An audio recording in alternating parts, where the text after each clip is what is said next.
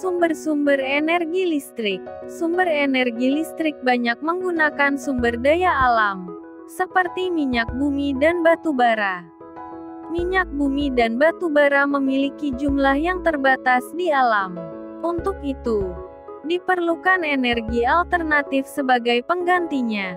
Energi alternatif yang dapat digunakan adalah energi matahari, angin, dan air.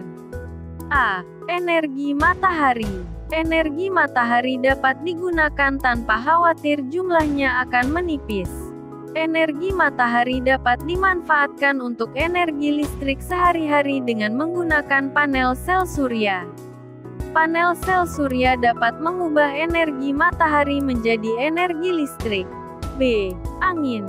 Angin dapat dimanfaatkan untuk energi listrik, karena angin dapat menghasilkan energi gerak. Energi gerak tersebut dapat menggerakkan kincir angin yang diubah oleh generator menjadi energi listrik. C. Air. Aliran air yang deras dapat dimanfaatkan untuk menggerakkan turbin yang telah terhubung pada generator, sehingga dapat menghasilkan energi listrik. Di Indonesia terdapat pembangkit listrik tenaga air (PLTA) yang ada di sekitar sungai atau danau. 3. Perubahan energi listrik. Manusia sejak dulu menggunakan sumber-sumber energi yang disediakan dari alam.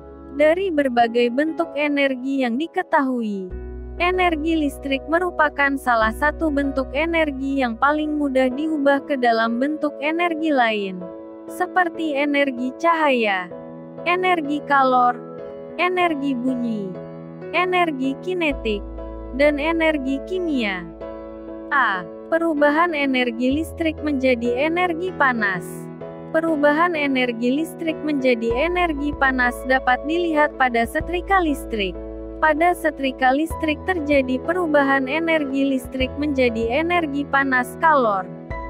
Bagian dalam setrika listrik terdapat elemen pemanas. Elemen tersebut berupa besi dengan penutup setrika yang dipisahkan bahan isolator. Apabila dialiri arus listrik, elemen tersebut akan menghasilkan energi panas.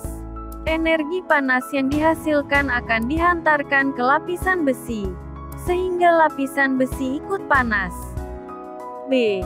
Perubahan energi listrik menjadi energi cahaya dan energi panas. Lampu pijar dan lampu neon merupakan alat listrik yang dapat mengubah energi listrik menjadi energi cahaya dan energi panas. Lampu pijar mempunyai filamen yang mudah terbakar yang terbuat dari kawat wolfram halus. Ketika arus listrik mengalir, filamen berpijar sangat panas, sehingga menghasilkan cahaya dan kalor. C. Perubahan energi listrik menjadi energi gerak. Kipas angin dapat bergerak karena dihubungkan dengan listrik melalui kabel. Kipas angin merupakan contoh alat yang mengubah energi listrik menjadi energi gerak. D. Perubahan energi listrik menjadi energi bunyi dan energi cahaya. Pada saat kamu menyambungkan radio pada listrik, terjadi perubahan energi listrik menjadi energi bunyi. Alat-alat lain yang memanfaatkan perubahan energi listrik menjadi energi bunyi adalah bel listrik dan tape recorder. Televisi merupakan alat listrik yang dapat mengubah energi listrik menjadi energi bunyi dan energi cahaya. 4.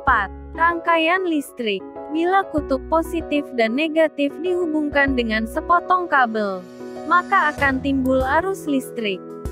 Arus listrik adalah aliran muatan listrik dari tegangan tinggi ke tegangan rendah dalam sebuah rangkaian tertutup.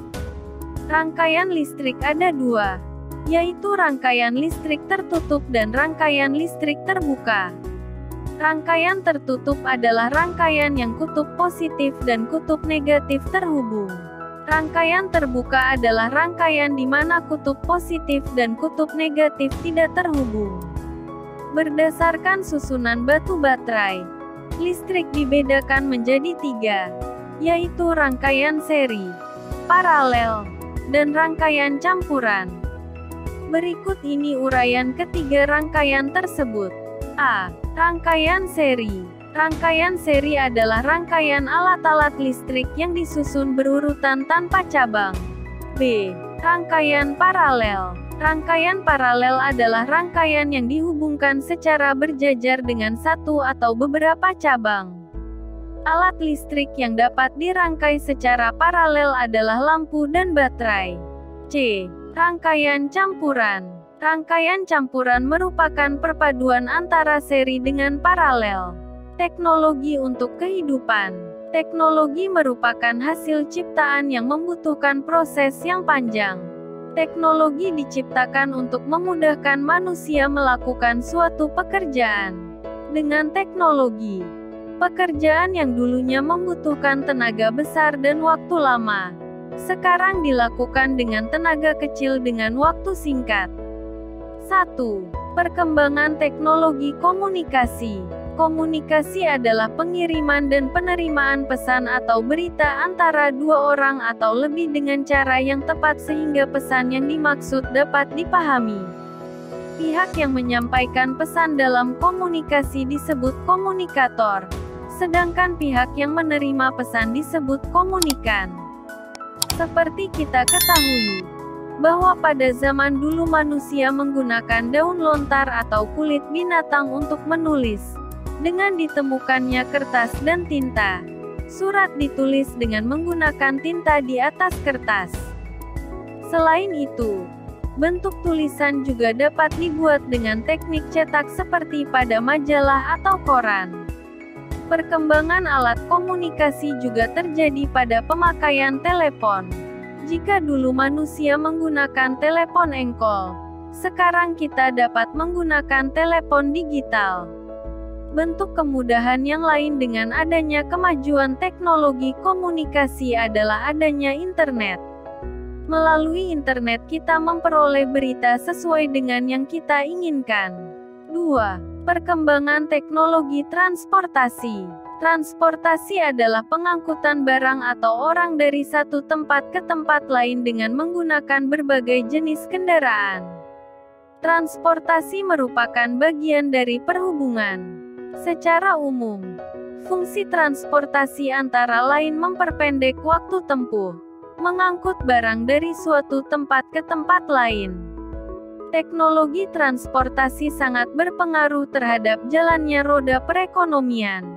Oleh karena itu, hendaknya sarana dan prasarana transportasi harus memadai. Menurut jenisnya, transportasi dapat dibagi menjadi 3 jenis yaitu transportasi darat, laut, dan udara. A. Transportasi darat. Alat transportasi pada masa lalu menggunakan tenaga hewan seperti kuda, gajah, dan onta.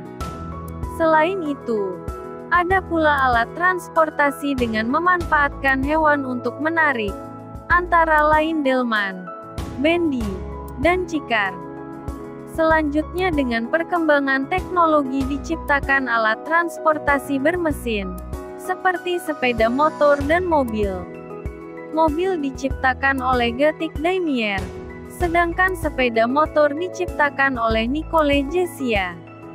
Dari hasil ciptaan kedua tokoh tersebut kemudian berkembang berbagai macam model sepeda motor dan mobil sebagaimana yang kita kenal saat ini. B. Transportasi air. Pada zaman dahulu alat transportasi yang digunakan antara lain rakit, perahu dayung, dan perahu layar. Rakit dan perahu dayung menggunakan tenaga manusia untuk menggerakkannya, sedangkan perahu layar digerakkan dengan tenaga angin dan tenaga manusia. Pada masa sekarang ini jenis-jenis alat transportasi laut modern berhasil diciptakan. Alat transportasi tersebut memanfaatkan tenaga mesin. Ukurannya pun bermacam-macam serta dapat menempuh jarak yang sangat jauh. C. Transportasi udara. Alat angkutan udara yang lazim kita kenal adalah pesawat terbang. Pesawat terbang termasuk alat angkutan modern. Alat angkutan udara ada yang bermesin dan ada yang tidak bermesin. Contoh alat angkutan udara yang tidak bermesin adalah balon udara. Sedangkan alat angkutan udara bermesin adalah pesawat terbang capung, pesawat terbang laut, pesawat terbang berukuran besar, dan helikopter. 3. Perkembangan teknologi produksi. Teknologi produksi dapat diartikan sebagai salah satu cara yang digunakan agar proses produksi dapat menghasilkan barang-barang berkualitas dalam jumlah besar dan dalam waktu singkat. Pada masa lalu penggemburan tanah dilakukan dengan dicangkul atau dibajak. Para petani di masa kini, untuk menggemburkan tanah sudah dapat menggunakan alat bermesin. Alat ini disebut traktor.